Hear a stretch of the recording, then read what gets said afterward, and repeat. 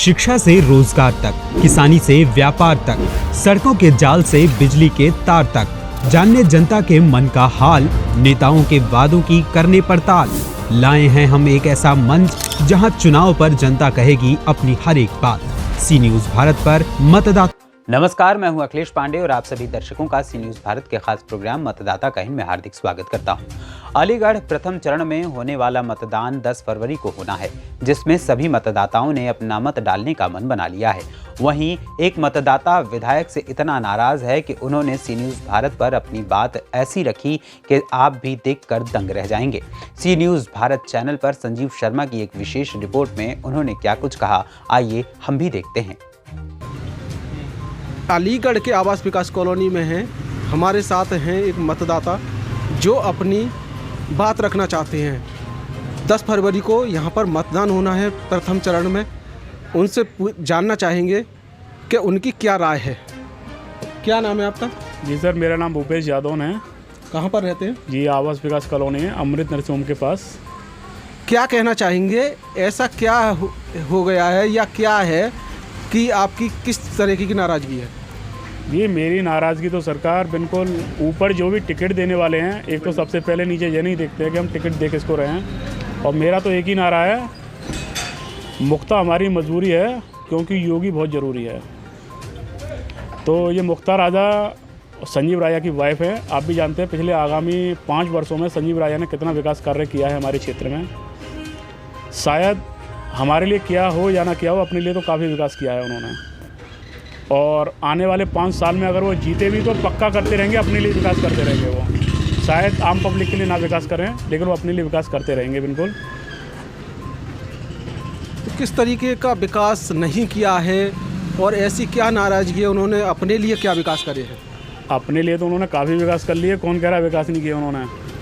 अपने लिए तो विकास, पहले उन पर खुद का मकान नहीं था, उन्होंने अपना मकान भी बना लिया। शायद 2-4 प्लॉट भी होंगे उनके नाम पर। और जिनके पास कुछ 4 व्हीलर गाड़ी नहीं थी, उनके पास 2-2, 3-3 गाड़ियाँ हैं। तो विकास तो उनका साक्षात नज़र आता है कि उन्होंने यहाँ विकास किया है। और अन्यथा ये कि आप समाज का विकास या अपने क्षेत्र का विकास तो आप देख ही सकते हैं। चौराहे पे आप दिखा सकते हैं कि किस प्रकार की स्थिति है।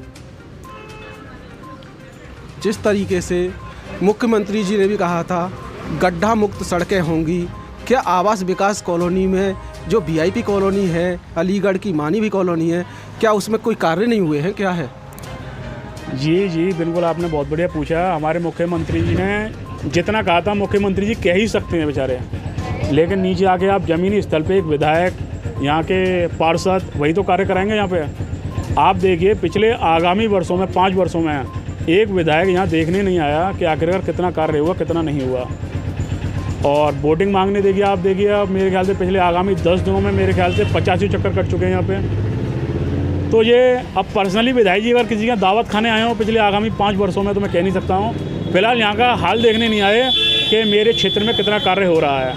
और दावत खाने तो सरकार कोई कहीं भी आ सकता है, लेकिन अपने क्षेत्र का विकास देखने कोई नहीं आता है। ये इस वजह से नाराज़ हैं। इस सदस्य को टिकट मिलती है, जो खाकपति था कम से कम करोड़पति तो बनता। अगर एक नए आगामी वर्ष में, इस वाले वर्ष में अगर बीजेपी से और किसी को टिकट मिलती है तो चाहे वो बिल्कुल कंगाल होता, लेकिन कमाने के बाद करोड़पति तो बन जाता।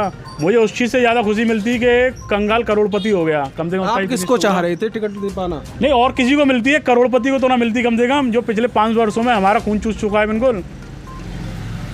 जिस तरीके से विधायक थे और उन्होंने पत्नी को ही, ये तो मुख्यमंत्री या ऊपर वाले ही डिसाइड करते हैं किसको टिकट देनी है और किसको प्रत्याशी बनाना है। ये तो उनकी राय चलती है ना? जी, उसमें बिल्कुल उनकी राय चलती है। तो उनकी राय का हो सकता है इस बार परिणाम पब्लिक उन्हें दे भी दे इस बार।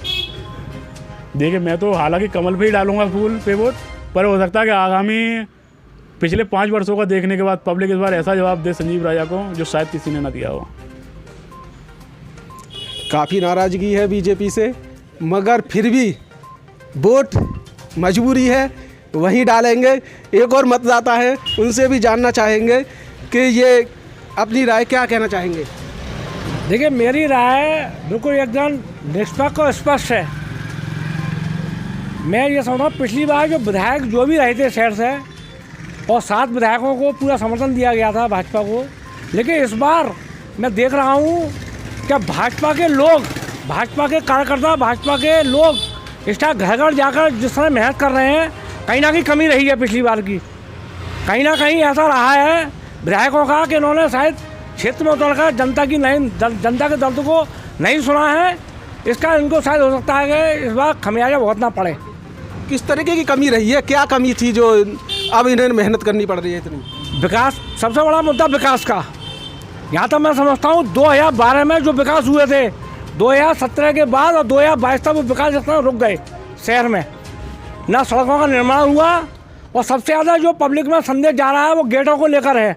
वहीं मुख्यमंत्री ने कहा था कि जिस तरीके से गड्ढा मुक्त सड़कें दी जाएंगी, क्या गड्ढा मुक्त सड़कें नहीं मिली जनता को? नहीं, गड्ढे तो ऑटोमेटिक मुक्त हो रहे हैं क्योंकि स्मार्ट सिटी योजना चल रही है।